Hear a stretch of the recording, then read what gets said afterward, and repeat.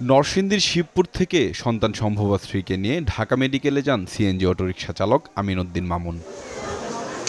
হাসপাতালে ভর্তি করানোর পর তার স্ত্রী নর্মাল ডেলিভারিতে জন্ম দেন পাঁচটি সন্তানের, 4 মেয়ে 1 ছেলে। একসাথে 5 সন্তান পেয়ে যতটা খুশি ঠিক ততটাই বিচলিত দরিদ্র বাবা। এটা আসলে কি বলবো, ভাষায় প্রকাশ করা যায় না যে এটা আর কি দুইটা দিক আর কি। একটা হ্যাপিও থাকতে পারতেছি না, আমি দুঃখেও থাকতে পারতেছি না, এরকম একটা অবস্থা।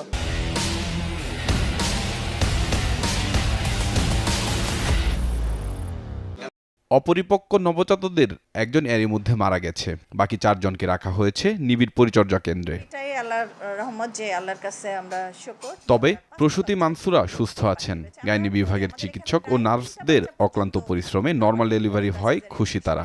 আমাদের হাতে 5টা বাচ্চাই ডেলিভারি হলো এবং আলহামদুলিল্লাহ 5টা বাচ্চাই অ্যালাইভ, 5টা বাচ্চাই জীবিত পেলাম এবং জীবিত বাচ্চাদের আমরা পরে ট্রান্সফার করলাম। আমাদের পাশেই 212 নম্বর ওয়ার্ডের সাথেই আমাদের এনআইসিইউ আছে, বাচ্চাদের কেয়ার ইউনিট, ওখানে সাথে সাথে আমরা শিফট করলাম। কিভাবে সার্ভাইভ করানো যায় সেটা হাসপাতালের পরিচালক জানান, নবজাতকদের সার্বক্ষণিক তত্ত্বাবধানে রাখা হচ্ছে।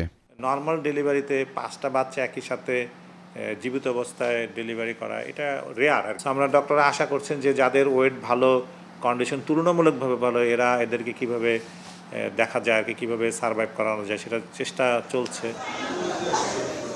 ঢাকা মেডিকেল কলেজ হাসপাতালে নর্মাল ডেলিভারিতে জীবিত 5 নবজাতক জন্মের ঘটনা এটি প্রথম।